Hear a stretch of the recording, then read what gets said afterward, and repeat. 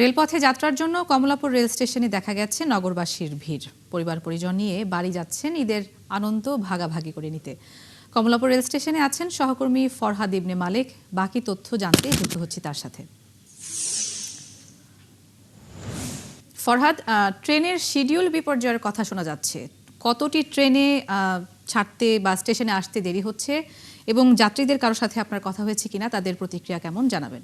নুসরাত, আসলে ট্রেনের শিডিউল বিপর্যয় না, এটাকে যদি আপনি বলতে চান সেটা বলা যায় ট্রেনের শিডিউল বিলম্ব, অর্থাৎ ট্রেন কিছুটা দেরিতে ছেড়ে গেছে। এর মধ্যে Nilsagar express, Rangpur express train রয়েছে যা 1.5 থেকে 2 ঘন্টা দেরিতে ছেড়ে গেছে। আর কিছুক্ষণ আগে একটা ট্রেন যাওয়ার কথা ছিল রাজশাহী কমিউটার, যেটা 12টা 15-তে ছাড়ার কথা ছিল, যা এখনও পর্যন্ত প্ল্যাটফর্মে আসেনি। অর্থাৎ প্ল্যাটফর্মে আসবে, এরপর এটাকে পরিষ্কার করা হবে, যাত্রী উঠবে, তারপর ছাড়বে। অর্থাৎ এখন পর্যন্ত আমাদের হাতে আমরা দেখতে পাচ্ছি 2:17 বাজে।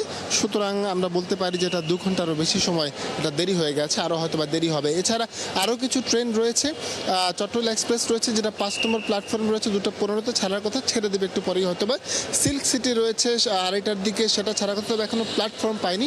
আমরা সন্দেহভাবেই বলতে পারি যে আসলে এই ট্রেনটাও কিছুটা বিলম্বে ছেড়ে যাবে। এছাড়া কালনী এক্সপ্রেস 2:55 রয়েছে, সেই ট্রেনটাও কিছুটা দেরিতে ছাড়ার সম্ভাবনা রয়েছে। আমরা জিজ্ঞেস করেছি স্টেশন ম্যানেজারের কাছে, জিজ্ঞেস করেছি রেলের মহাপরিচালকের কাছে আসলে ট্রেনের কেন শিডিউলটা বিলম্ব হচ্ছে, দেরি হচ্ছে। তারা জানিয়েছেন যে যেহেতু ঈদ রয়েছে, ঈদ সামনে রেখে কিন্তু যারা যাত্রী রয়েছেন তাদের সর্বোচ্চ নিরাপত্তার কথা বিবেচনা করে রেল কর্তৃপক্ষ সবসময়, যার কারণে একটু ধীর গতিতে ট্রেনটা তারা চালিয়ে থাকেন, ছেড়ে থাকেন। এছাড়া যেহেতু একটা এখন কৃষির মৌসুম, ধান কাটার মৌসুম, সে কারণে রেল লাইনে খড়কুটো নাড়া থাকে, যার ফলে একটু দেখে শুনে চালাতে হয়। এই ছোটোখাটো দেরি ছাড়া আসলে বড় রকমের দেরি এখানে দেখা যায়নি। যাত্রীরা একটু বিলম্বের কারণে একটু হতাশ হয়েছেন, তবে বাড়িতে ফেরার আনন্দের কাছে এই দেরি বা হতাশা খুব একটা তাদের মধ্যে প্রভাব ফেলছে না বলে আমরা তাদের কাছ থেকে জানতে পেরেছি। তো এখন পর্যন্ত আমার কাছে রেল স্টেশনে এই ছিল সর্বশেষ।